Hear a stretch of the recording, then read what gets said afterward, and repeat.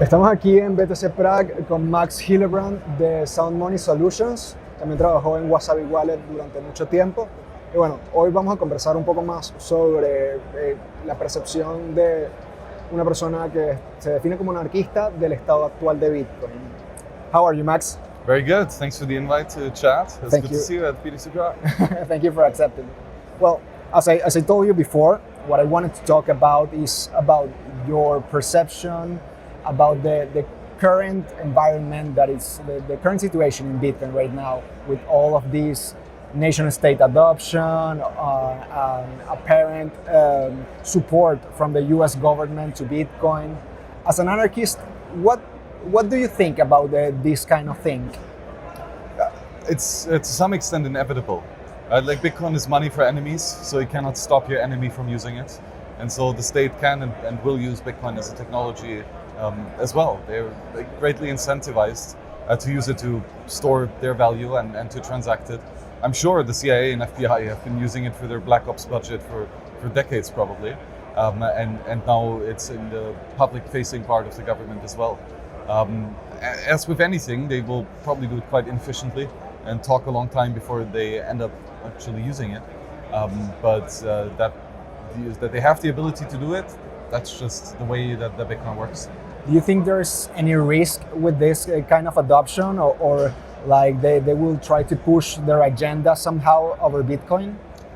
Yes, definitely, but they would do that with or without them holding it, right? They tried to ban Bitcoin numerous times or make certain types of usage of Bitcoin impossible or forbidden. So this definitely is a risk, but Bitcoin is designed to withstand such a risk, right? We've decentralized the role of operating the network sufficiently such that any one user does not have the ability to really control the network. Specifically, if you have a lot of Bitcoin, that doesn't give you extra power over the network per se. Yeah. Bitcoin is designed like for everybody to be a peer and everybody to be equal to the neutrality of the network. But what about the risks for Bitcoiners? Do you perceive that the threat of Bitcoin confiscation or any seizure from the state, now that they have realized how valuable and how scarce Bitcoin is, and that most of the supply is already distributed? What do you think will be their best strategy to, I don't know, to hoard the most amount of Bitcoin they can? Yep, confiscation, right? And I guess, if some confiscated or if some convicted criminal, they usually confiscate assets. So this is how currently the United States has most of its Bitcoin. But much more likely is that they simply do a 6102 in the sense of they take the Bitcoin that is in custody at a bank and simply confiscate that. As far as I can tell, the laws to do this legally are already in place. So Bitcoin in custody are absolutely not protected against the state or liquidity event. So self-custody is a good line of defense here to make sure that it's at least more costly or difficult for the state to try to confiscate those coins. It's not impossible. Specifically, the state can apply a lot of pressure to force people to hand the Bitcoin over. The good thing is that Bitcoin decreases the cost of resistance substantially, and that will hopefully mean that more people would resist a state attack on this level. It's not impossible, it would just be costly, and it would always be possible for some people to simply ignore these mandates. So in the practical side of things, you think that individuals will do better if they maintain their privacy and don't declare their Bitcoins to the government, even if the government try to push this like good policies about, I don't know, maybe favorable taxes, regulations in order to declare, like it happened in Argentina last year. I don't know if you knew about that. Milei created this cleaning money process in which you will not be punished if you declared the money you haven't declared till that moment. What do you think about this kind of policies? should be wiser to maintain privacy, or maybe what will you do? Well, privacy is definitely a cheap and effective mode of defense. Right? If the adversary doesn't know who you are, what you have, what you're doing with it, then the attack becomes much more costly. So privacy is absolutely a useful strategy to ensure secure protection of wealth, and that will continue to be the case in the future. Of course, the nuances of what is the power of the government to spy on its citizens, and how much can they find out about it, specifically how much do corporations or other individuals collaborate with them in order to reveal information about others, that has to be considered on a case-by-case basis. And it's definitely a big risk, but again, a manageable risk.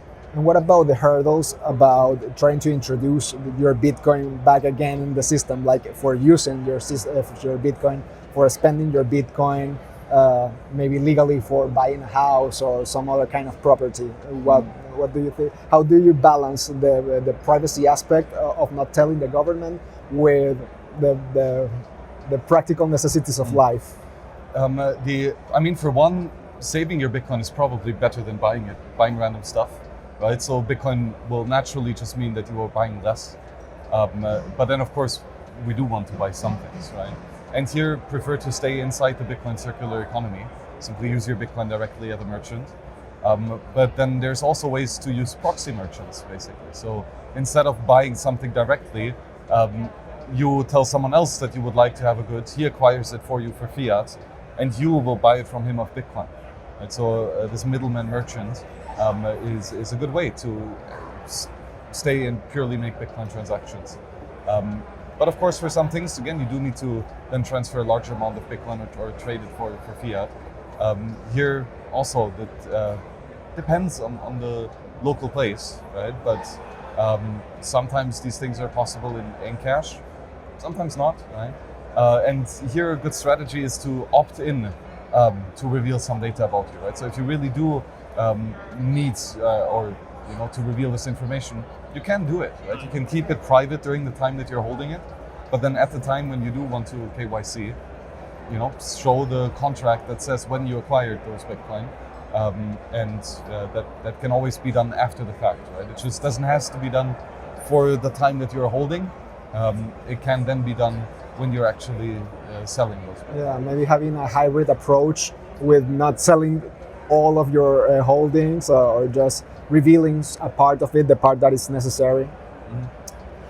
And what do you think about, what are your thoughts on this stablecoin agenda that is being also pushed lately? I have the sensation that it also have a lot of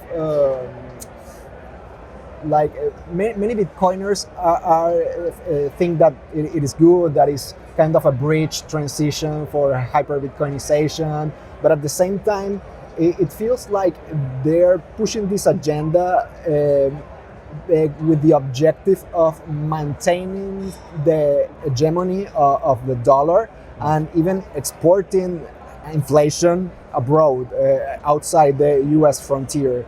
So what are your thoughts on this? Yeah, money kind of consists of two aspects, right? For one, we have the base monetary policy, so what's the inflation rate, how much money are they printing? The second thing is to actually the payment mechanism of how to transfer the money to other people. The dollar obviously sucks on it used to suck on both levels. It was quite inflationary, less inflationary than other shitcoins, but nevertheless, they were printing a lot. And then it was also very annoying to transact. Cash is heavy, banks don't work and do KYC and all types of unnecessary friction to business. So Tether or other stablecoins solve the last part of the problem, right? They make dollars easier to transact, faster, more global, etc. So this is, Tether makes the dollar better, full stop, right? And that's not a good thing. I would like to have worse fiat currencies rather than better ones.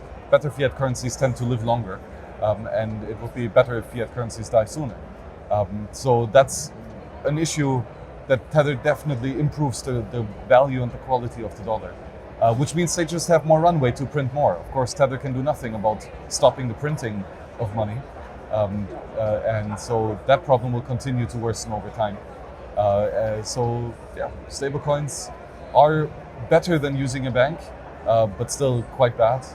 So Bitcoin per se is just a better asset all around. But do you feel that it is like kind of delaying hyper-Bitcoinization or the transition to a Bitcoin-based monetary system, or that is an inevitable transition? What do you think? Yeah, I would probably argue that it's delaying it. Again, the one great way for the government to stop Bitcoin is to simply provide a better money. Right? So stop printing it and make it easier to transact. That would decrease the utility of Bitcoin or the necessity for Bitcoin to exist. And most people would probably just stick with dollars. So Tether again fixes part of the money problem quite successfully, and so that means the utility of the dollars increase substantially, like especially in Argentina or other places. Tether is king, right? It's probably the number one means of payment in the country, and if that option were not available, people would be more likely to use Bitcoin. On the other hand, Bitcoin is tough to scale, and so if you would have entire large economies solely relying on Bitcoin, it will probably break in many ways.